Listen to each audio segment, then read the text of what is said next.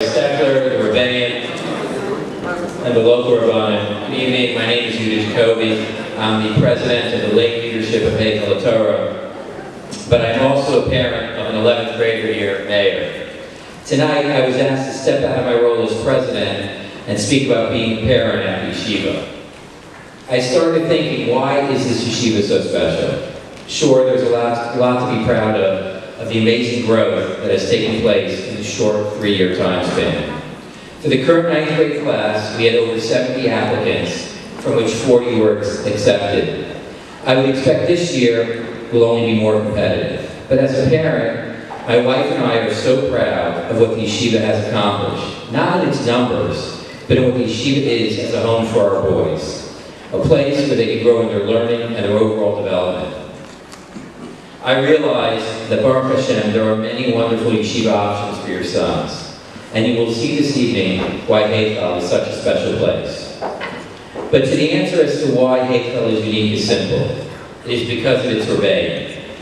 Yes, Heichal has a strong general studies program, various extracurricular programs, a great facility for sports, in Shabbos and tishes, trips, etc.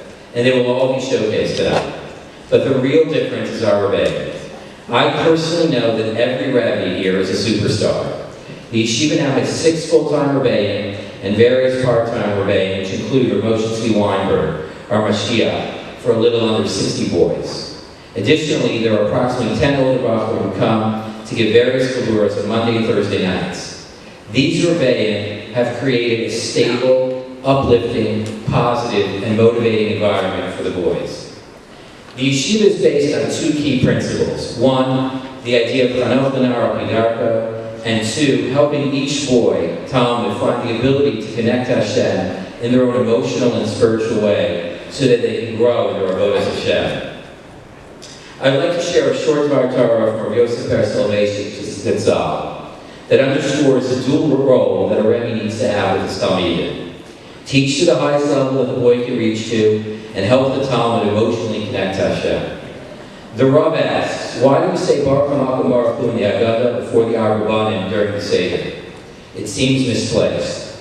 After the story of Rabbi Elazar and before the Arbanim, why are we suddenly blessing Hashem and making a Birchas HaTorah? In addition, all year we are not obligated to teach each student according to his preferred method, but rather the Rebbe, the yeshiva, teaches all students according to a standard approach. But in Haggadah, the description of the 4 sons requires the parent to teach according to his individual style. Keneged Arbanim Dibra Torah. Why? The Rav answers that all year round, the mitzvah of teaching is to pass on information and knowledge to our children. The pedagogical methodology is the choice of the parent or Rebbe. On Pesach night, the mitzvah of Haggadah requires us to respond to a question, to get our children to open up, to ask from the heart. The 4 sons are not 4 intellectual levels, but 4 levels of interest, or lack thereof, in Torah in general. We are asked to try to inspire the heart, to make the child feel and relate to Hashem. Therefore, we introduce this section in Haggadah with Baruch HaMakom. Makom, according to the Rav, is used in the Torah when we are seeking help from Hashem, not on a rational, intellectual level, but when we are emotionally, spiritually seeking of the heart. We can inspire our children to ask, but ultimately, they must find the feeling in their heart. They must search for something beyond the physical and intellectual world. What I have seen here is amazing. While each Rebbe may have a different pedagogical approach to their classroom, they all connect to their Talmidim. Each Rebbe's focus is to work for each boy to reach their potential in learning and avodas Hashem. My son is being motivated to learn from his Rebbe, Rabbi Kamen, who he truly adores. But it's not just Rabbi Kamen's lumbus that he's absorbing, it is the warmth, love, and let's be honest, patience that Rabbi Kamen shows his Talmidim daily. It is amazing how gifted and mechanic Kamen is. This is a man that could be giving a base measure shiur anywhere in the world, but he wants to be working with high school boys. My son had Rabbi Skolnick in 9th grade. Rav Skolnick teaches the highest level in that 9th grade shiur. He is a serious Talmud Chacham. I am sure that many of you have seen the recent article which noted that Rav Skolnick just took a Dirshu test on 1,140 block Gemara Rashi Tosfos. And yes, he pushes his Talmidim to learn at the highest level, but he's also able to interact with all the boys on the basketball court and to have him over to his house. My son also has Rav Hirsch Rachumish. Everyone in Yeshiva loves Rav Hirsch.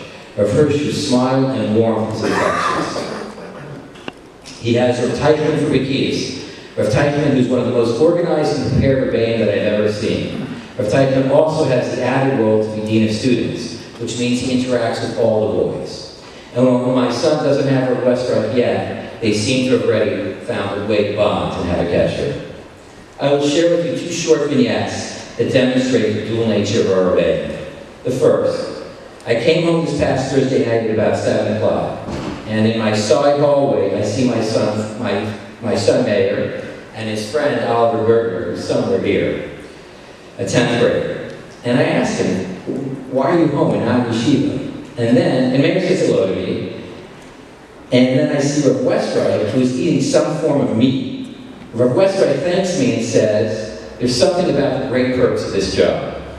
I make my way into my house, and lo and behold, there's Rav Hirsch, his entire morning shiur, and a parent who's a board member, Rabbi Danny Center. And they're all eating a nice spread of what turned out to be a lamb. I learned that Rav Hirsch had been teaching his shiur, Hilchos Shchita, and took his shiur upstate, where Rabbi Center shechted 2 lambs. On Thursday, they did malicha, the salting, in the yeshiva. My wife happened to be here, and she's working on this open house. Rav Hirsch asked her if he could come over and barbecue the lamb. Now, how Rav Westrike, my son, wound up at this meal is a bit of a question, but that's Heichal. And as Rav Westrike said, it's a perk of the job. The second vignette. The yeshiva's focus that every boy should finish an entire Masechta every single year. And Rav Skolnick, as I noted, believes in testing. He believes they bring out a sense of accomplishment for each and every Talmud. Last year, approximately 1/3 of the boys in the yeshiva passed the Masechta level test. That is an amazing accomplishment. And Rav Skolnick's entire Bekiyas year took the test. This is Heichal that my son attends. The rebbeim are unrivaled, both in their levels of learning, but also in their ability to connect to the Talmidim. None of the rebbeim here do their job at 7:45 to 2:15 in the afternoon, or whenever mincha takes place. But rather, it's a 24/7 job, and the boys see this and know it. These rebbeim are invested in developing the entire Talmud, from their intellectual curiosities to their spiritual needs. I implore you to take the time to meet as many of them as you can tonight. Before I finish, I want to thank our partner, the Jewish Center of Teaneck, for letting us use their auditorium. They're great partners. They always let us use this when we need it. Our base message for the boys is across the hall, and I believe everybody will see that at some point tonight. Lastly, if you want to actually experience what it's like to learn with our rebbeim, you can come Thursday nights. We have chabura sessions for men. And now I'd like to introduce the conductor of this wonderful institution, Rabbi Stecker, who still has the time to know and interact with every Talmud. Rabbi Stecker.